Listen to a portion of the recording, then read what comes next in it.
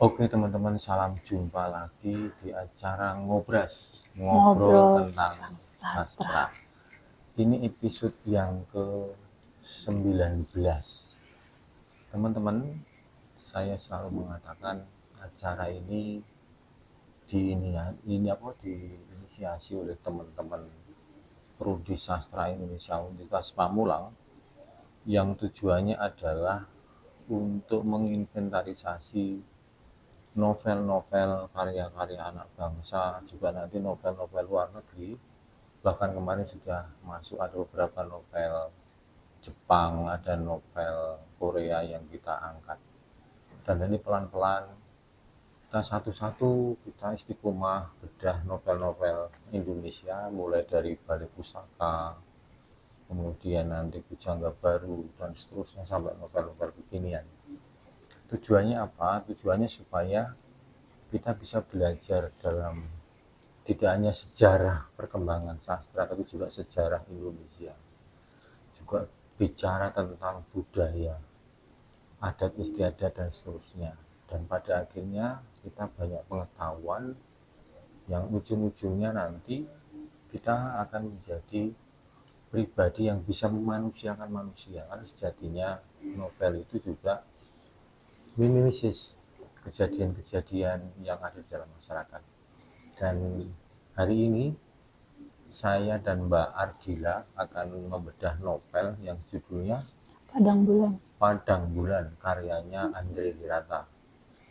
Jadi Andre Hirata ini teman-teman masih kenal, novel yang belum fenomenal itu yang Laskar Booming Pelangi. Laskar Pelangi. Itu nanti, dan banyak lagi itu nanti teman-teman, Endensor, kemudian Sang Pemimpi, dan terusnya termasuk Padang Bulan. Nah, sebelum membedah, mari kita kenalan dulu dengan narasumber. Silakan Mbak Ardila, dikenalkan nama lengkap, asal dari mana, silakan. Ya, semua perkenalkan, namaku Ardila. Aku asalnya dari Kalimantan Barat. Sekarang kuliah di Universitas Pamulang jurusan Sastra Indonesia semester 8. Oke, semester 8 mau skripsi ya. Iya. Oke. SD dari mana, SMP, SMA? SD-nya di Kalimantan Barat, Pak. Nama sekolahnya SDN 17 Bangun Rancang. SMP? SMP di SMP Negeri Sibale. Sibale di Kalimantan Iya, juga. Kalimantan juga. Kemudian SMK atau SMA? SMA-nya di sini. House of Knowledge ada di daerah Sriwijaya. Oke. Jurusan? Jurusan IPS. Oke, terus sempat kerja atau langsung kuliah? Langsung kuliah. Langsung kuliah. Ya. Kenapa milih sastra Indonesia? Alasannya singkat aja sih Pak, karena beranggapan bahwa sastra itu adalah bahasa sehari-hari yang kita gunakan. Jadi kayak menurut aku gampang, ternyata enggak. Ternyata enggak gampang kok itu. Nah, hari ini kita akan membedah novel Padang Bulan ya. Ya. Saya pernah baca tapi lupa, lama sekali itu. Karena itu novel lama juga. Coba ceritakan sinopsis novel itu supaya teman-teman, adik-adik kita atau siapapun tertarik, siapa tahu nanti terus beli novelnya, membaca. Ya. Silakan. Oke, jadi cerita Padang Bulan ini mengisahkan tentang perjuangan Pak, perjuangan sama bagaimana cara kita untuk tetap bertahan sama satu komitmen, yaitu kesetiaan. Jadi mengejar cita-cita. Ya. Jadi di sini diceritakan tokohnya itu ada Enong. Enong ini adalah gadis kecil yang masih berusia di belasan lah, sekitar 12-an adalah. Terus suatu ketika dia ini dilanda musibah. Papanya meninggal akibat tambang. Papanya kerja di tambang. Tapi sebelumnya Tambang timah ya? Iya. Tapi sebelumnya itu papanya ini Enong itu setelah cari pekerjaan di kota nggak dapat, terus pulang. Iya, pulang ke kampung halaman. Akhirnya dia coba tuh ngedulang Pak. Pergi ngedulang, ya tadi banyak orang mencibir dia bahwa pekerjaan itu nggak layak buat dia. Akhirnya dia berusaha sendiri, ngedulang beberapa kali di tempat yang sama seperti warga kerja, cuma itu tempatnya udah dalam, dia udah nggak bisa buat ngedulang di situ. Ngeri lah ya. Akhirnya dia mikir nih gimana nih caranya biar aku bisa punya penghasilan, aku adik-adiknya biar bisa sekolah lagi. Akhirnya dia pergilah ke hutan yang jauh dari perkampungan, yang Ya? mungkin itu udah desa lain lah, desa lain. Dapatlah dia tempat Pak, dia ngedulang di situ. Seorang diri. Akhirnya di situ dia baru dapat ada kayaknya secangkir kecil, itu timahnya dia. Tapi pas dia udah dapat itu dia ditipu Pak, ditipu waktu dia jual. Katanya ini nggak seberapa harganya, nggak apa-apa gitu. Terus dia cuma di pikirannya dia nggak apa-apa, intinya aku dapat uang gitu.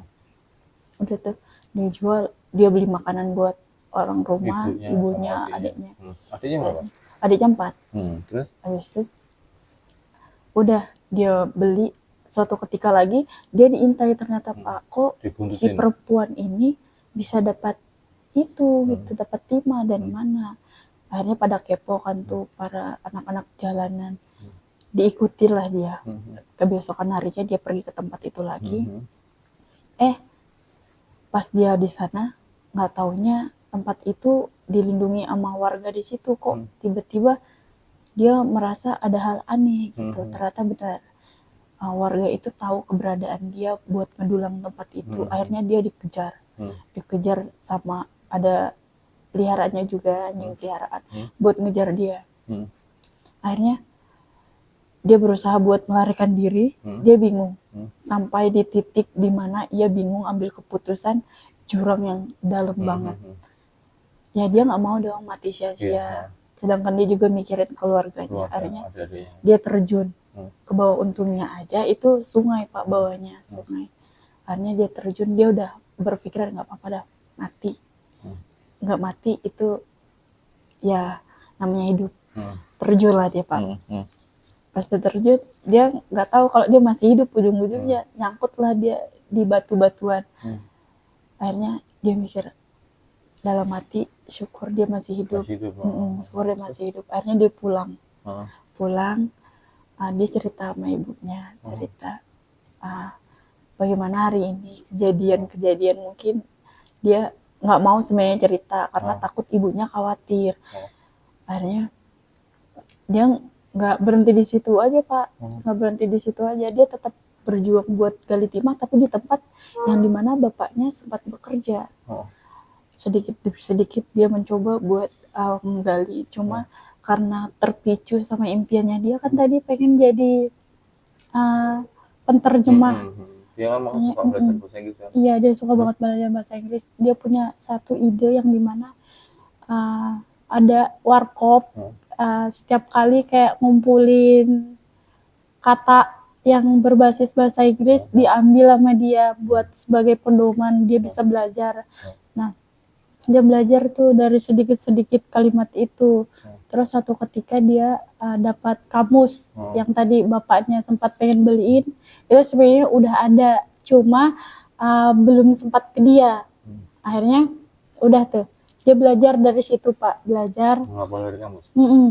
Belajar dari kamus itu, akhirnya tetap misinya tetap jalan, dia sebagai pendulang itu jalan.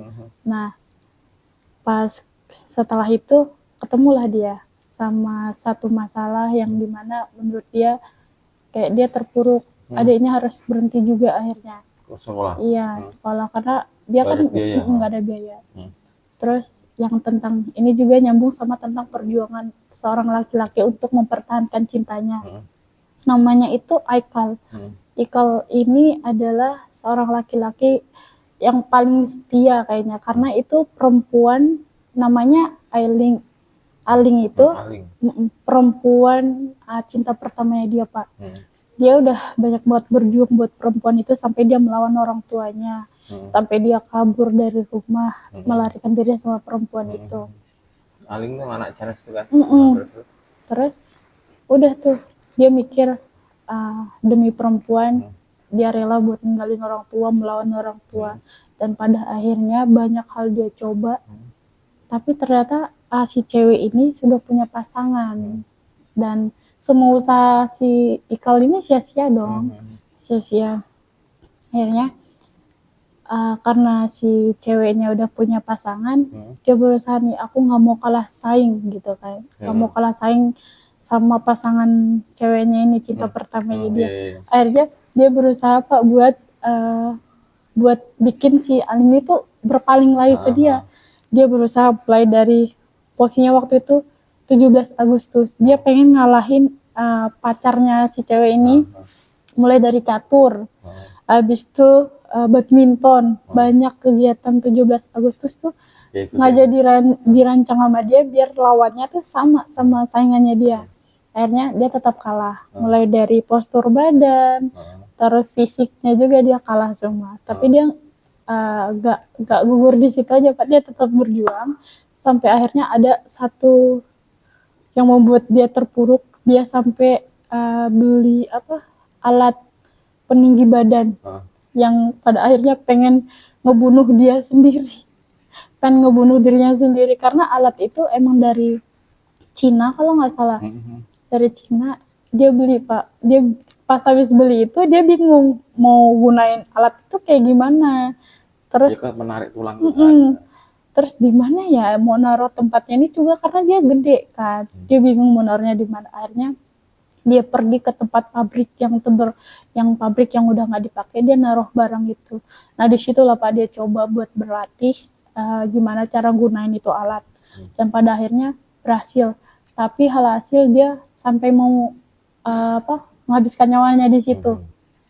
Alat itu malahan ngecekek ya, sampai suatu ketika datanglah si Enong ini. Dari situlah mereka kenal. Oh, perjumpaannya Ikal sama Enong di situ. Sebelumnya udah berkenal, cuma saat itu dia ditemuin gara-gara si ini tuh teriak-teriak sampai nggak bersuara. Nah, sedangkan di posisinya si Enong ini kan mau ngedulang, terus ada satu temannya juga Pak, detektif, namanya detektif M Nur, ya M Nur itu temannya. Iya, dia suka main layang di situ. Temannya si Ikal. Iya, dia kan pelihara burung. Dia suka melatih burungnya di situ. Iya, untuk ngirim surat. Burung merpati ya. Nah, di situ mulailah terjadi hal itu, dia sampai mau meninggal. Untungnya dia diselamatin sama 2 temannya ini. Dia sebelumnya nggak mau cerita kenapa sih pakai alat ini gitu kan. Ternyata pas diselidiki dia pengen nyaingin pasangannya si cinta pertamanya si Aling ini. Aku pengen nyaingin dia biar dia tinggi, tapi ternyata gagal semuanya. Dan suatu ketika pertandingan pun sering berjalan, akhirnya salah satu dari kompetisi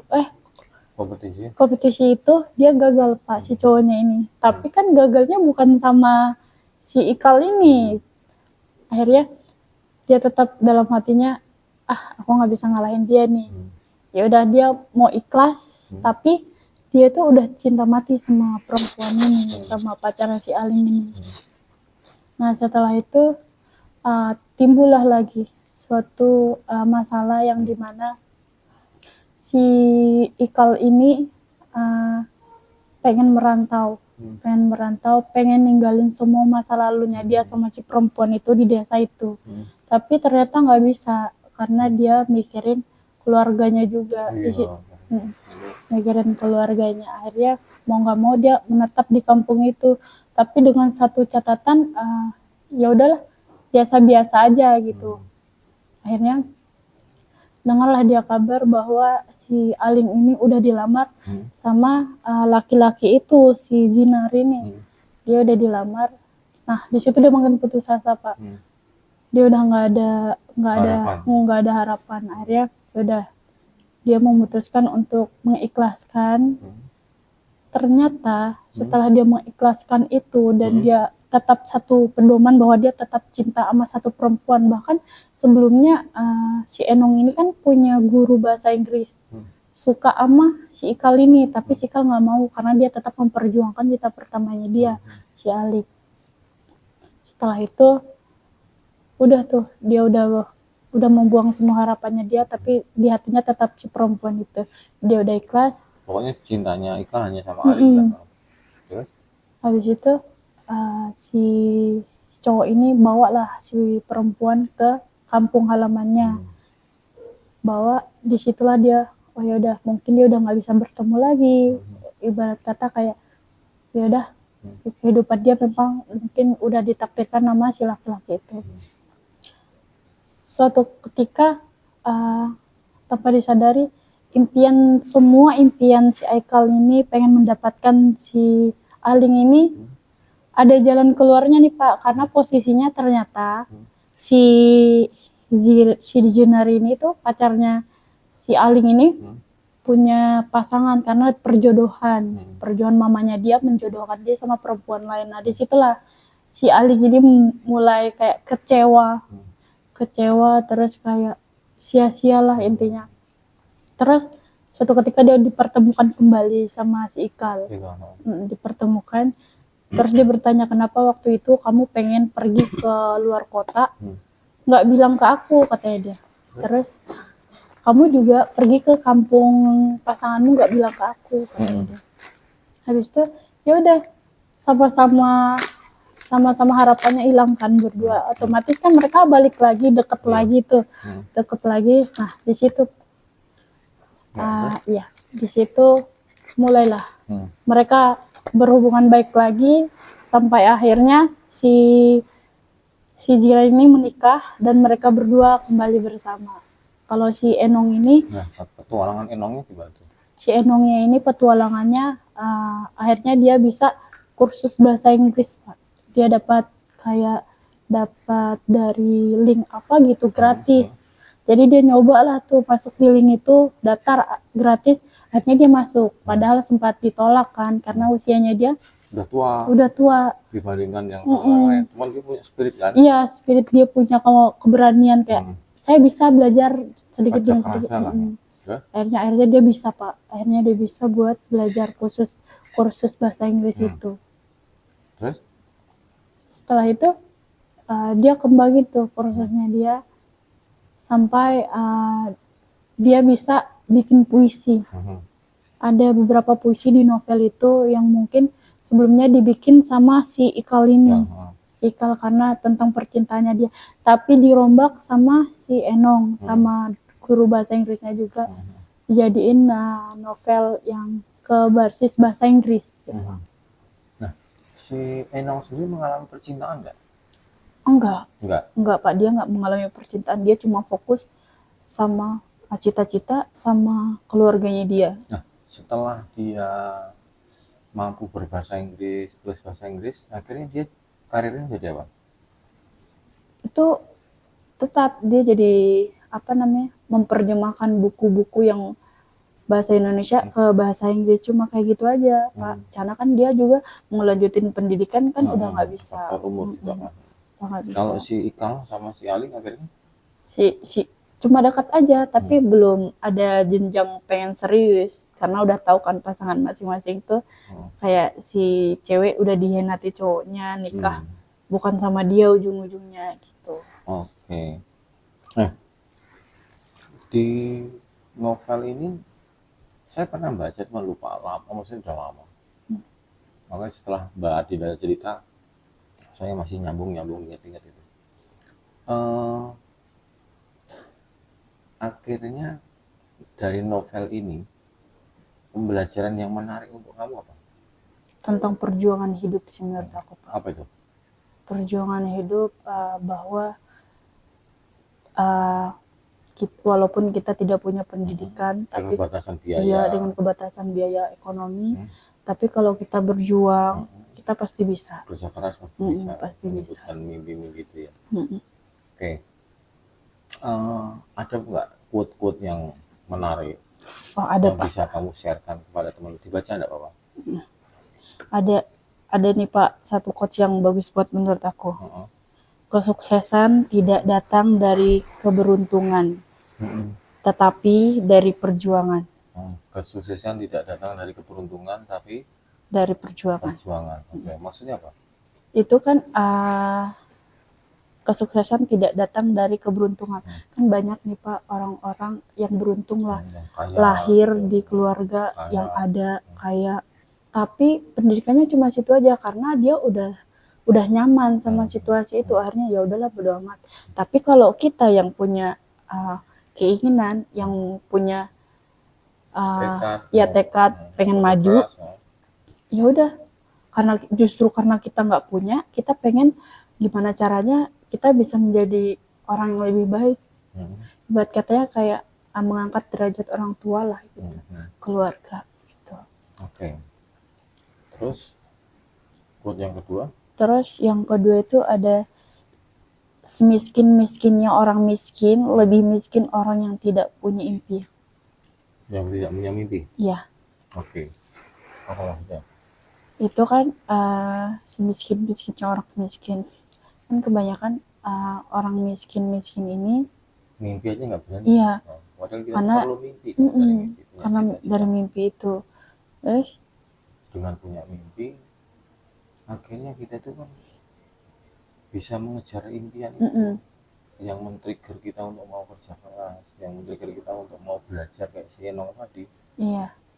Mimpi apa? Satu mimpi membebaskan adik-adiknya dari kemiskinan. Yang paling sederhana membebaskan dia minimal bisa makan, adiknya bisa lanjut sekolah. Bahkan si Enong itu kan akhirnya dia kursus di antara teman-temannya yang masih muda-muda, dia yang paling tua. Dia paling tua. Dia bahkan akhirnya mendapat pujian bahwa dia bisa bahasa Inggris. Terus apa lagi? Terus ini ada lagi, kita tidak bisa memilih terlahir dari keluarga seperti apa, tetapi kita bisa memilih masa depan kita seperti apa. Iya, jadi ini menarik sekali.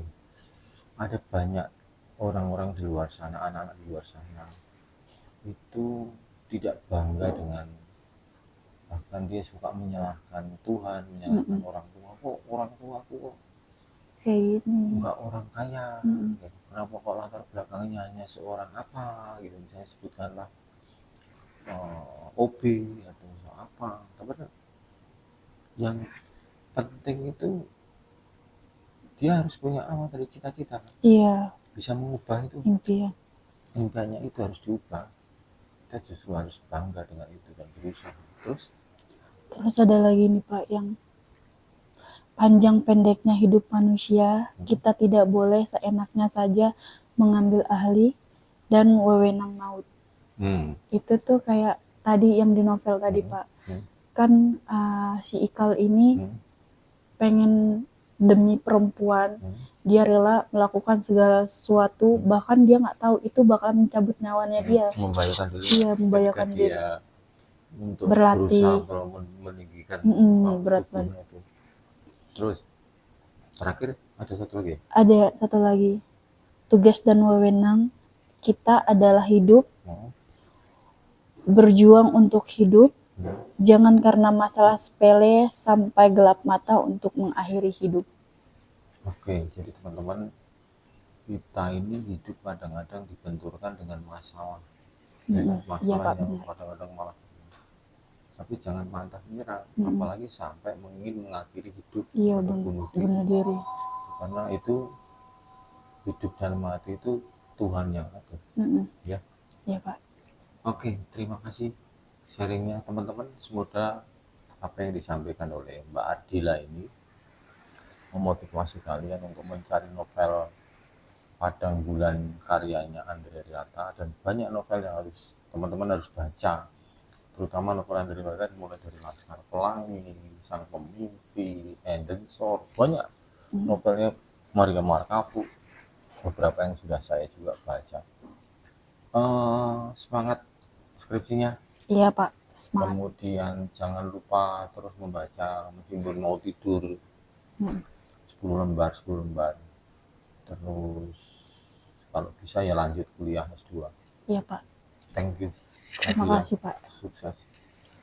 Oke teman-teman, terima kasih atas perjumpaan hari ini. Salam literasi, salam ngobras. Terima kasih.